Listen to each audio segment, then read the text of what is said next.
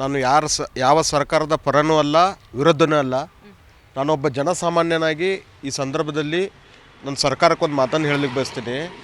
ನೀವೆಲ್ಲ ಈ ಥರ ದರ ಏರಿಸುವುದರಿಂದ ತಾವು ಐಷಾರಾಮಿ ಜೀವನವನ್ನು ಸಾಗಿಸ್ತೀರಿ, ತಮ್ಮ ಐಷಾರಾಮಿ ಕಾರುಗಳಿವೆ, ಬಂಗ್ಲೆಗಳಿವೆ, ತಾವು ಅಡ್ಡಾಡ್ತೀರಿ, ತಮಗೇನು ಸಮಸ್ಯೆ ಆಗಲ್ಲ. ಇದು ಸಮಸ್ಯೆ ಆಗುವುದು ಜನಸಾಮಾನ್ಯರ ಮೇಲೆ. ಜನಸಾಮಾನ್ಯರು ನೋಡಿ, ಜನಸಾಮಾನ್ಯರು ಅವ್ರು ದುಡಿಬೇಕು, ದಿನ 1000-5000 ರೂಪಾಯಿ ದುಡಿಕೆ ಮಾಡಬೇಕಾದ್ರೆ ದೊಡ್ಡ ಅವರಿಗೆ ಒಂದು ಪರಿಶ್ರಮ ಪಡಬೇಕಾಗುತ್ತೆ. ಅಂಥದ್ರಲ್ಲಿ ಮೆಟ್ರೋಗೆ 50-100 ರೂಪಾಯಿ, ಅದರಲ್ಲಿ ಅರ್ಧ ದುಡ್ಡು ಮೆಟ್ರೋಗೆ ಹಾಕುವಾದ್ರೆ ಅವ್ರ ಮುಂದಿನ ಜೀವನ ಸಾಗಿಸೋದು ತುಂಬ ಕಷ್ಟಕರ ಆಕೈತಿ. ಮೊದಲು ಜನಸಾಮಾನ್ಯರು ಮೆಟ್ರೋದಲ್ಲಿ ಓಡಾಡ್ಬೋದಾಗಿತ್ತು. ಈಗ ಹೆಂಗಾಗಿತ್ತಪ್ಪ ಅಂದ್ರೆ ಜನಸಾಮಾನ್ಯರಿಗೆ ಮೆಟ್ರೋದಲ್ಲಿ ಓಡಾಡೋದು ತುಂಬ ಕಷ್ಟ ಆಗೈತೆ. ಯಾಕಪ್ಪ ಅಂದ್ರೆ ಪದೇ ಪದೇ ಈ ಥರ ಏರಿಕೆ ಮಾಡೋದ್ರಿಂದ ಜನಸಾಮಾನ್ಯರ ಮೇಲೆ ಸಾಕಷ್ಟು ಹೊರೆ ಬೀಳ್ತಾ ಇದೆ. ಹೇಗಾಗಿದೆಪ್ಪ ಅಂತಂದ್ರೆ, ತಾವು ಮುಂದಿನ ಬಾಕಲ್ ನಿಂತ್ರ ಅಂದ್ರೆ ಭಾಗ್ಯಗಳು, ನಿಮ್ಮ ಉಚಿತ ಭಾಗ್ಯಗಳು ಕೊಂಟೇವಂತೇಳಿ ಮುಂದಿನ ಬಾಕಲ್ ನಿಂತ್ರ ಎಲ್ಲ ಸರ್ಕಾರದ ಸೌಲಭ್ಯಗಳು ಕೊಟ್ಟಂಗೆ ಮಾಡೋದು.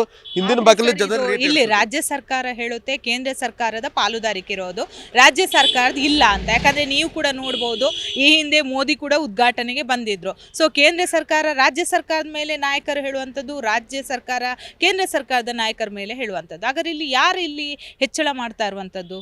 ನೋಡಿ ಮೇಡಮ್, ಕೇಂದ್ರ ಸರ್ಕಾರ ರಾಜ್ಯ ಸರ್ಕಾರ ಮೇಲೆ ಹೇಳೋದು, ರಾಜ್ಯ ಸರ್ಕಾರ ಕೇಂದ್ರ ಸರ್ಕಾರ ಮೇಲೆ ಹೇರೋದು, ಇವರಿಬ್ಬರು ಇವ್ರ ಮೇಲೆ ಹೇರೋದ್ರಿಂದ ನಡು ಸಾಯಕತ್ತಿದ್ದು ಜನಸಾಮಾನ್ಯರ ಮೇಲೆ ಹೊರೆ ಬೀಳಕತ್ತಿದೆ.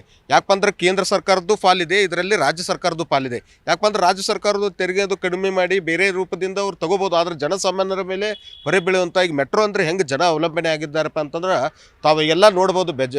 ಇದು ಬೆಂಗಳೂರಲ್ಲಿ ಸಾಕಷ್ಟು ಟ್ರಾಫಿಕ್ ಸಮಸ್ಯೆ ಇದೆ. ಈ ಟ್ರಾಫಿಕ್ ಸಮಸ್ಯೆಯನ್ನು ಅದನ್ನು ನಾವು ತಗ್ಗಿಸ್ಬೇಕು, ಟ್ರಾಫಿಕ್ದಿಂದ ನಾವು ದೂರ ಆಗಬೇಕು ಅನ್ನುವಂಥ ಉದ್ದೇಶದಿಂದ ಜನಸಾಮಾನ್ಯರು ಮೆಟ್ರೋದಲ್ಲಿ ಓಡಾಡ್ತಾರೆ. ಈಗ ನೀವು ಮೆಟ್ರೋ ದರನು ಏರಿಸೋದ್ರಿಂದ ಜನಸಾಮಾನ್ಯರಿಗೆ ಈಗ ಮತ್ತೆ ಭಾಳ ಹೊರೆ ಬೀಳ್ತೈತೆ ಅಂತಕ್ಕಂಥ ಮಾತನ್ನು ನಾನು ಈ ಮಾಧ್ಯಮದ ಮೂಲಕ ಹೇಳಲಿಕ್ಕೆ ಬಯಸ್ತೀನಿ. BMRCLಗೆ ಏನು ಹೇಳ್ತೀರಾ? ಯಾಕಂದರೆ ಈಗಾಗಲೇ BMRCL ಈ ಒಂದು ಆದೇಶವನ್ನು ಹೊರಡಿಸಿದೆ. ಸೊ BMRCL ಇದನ್ನು ಸರಿಯಾದ ರೀತಿ, ಅಂದರೆ ಇದಕ್ಕೆ ಒಂದು ಸಮಿತಿ ಕೂಡ ಇದೆ. ಸೊ ಎಲ್ಲೋ ಒಂದು ಕಡೆ ಅವರು ಕಡಿಮೆ ಮಾಡಬಹುದಿತ್ತಂತ ನಿಮ್ಗೆ ಅನಿಸುತ್ತಾ?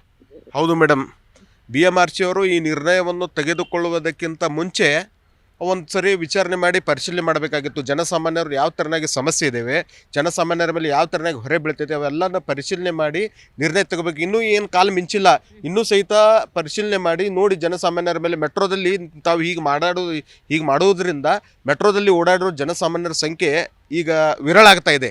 ಈ ಥರ ಮಾಡೋದ್ರಿಂದ ನಿಮಗೂ ಹೊರೆ ಬೀಳುತ್ತೆ. ಹೀಗಾಗಿ ಇನ್ನೊಂದು ಸಲ ಪರಿಶೀಲನೆ ಮಾಡಿ ಜನಸಾಮಾನ್ಯರ ಮೇಲೆ ಬೀಳುವಂಥ ಈ ಹೊರೆಯನ್ನು ತಗ್ಗಿಸ್ಬೇಕಂತಕ್ಕಂಥ ಮಾತನ್ನು ನಾನು ಈ ಮಾಧ್ಯಮದ ಮೂಲಕ ಅವ್ರಿಗೆ ಹೇಳಲಿಕ್ಕೆ ಬಯಸ್ತೇನೆ.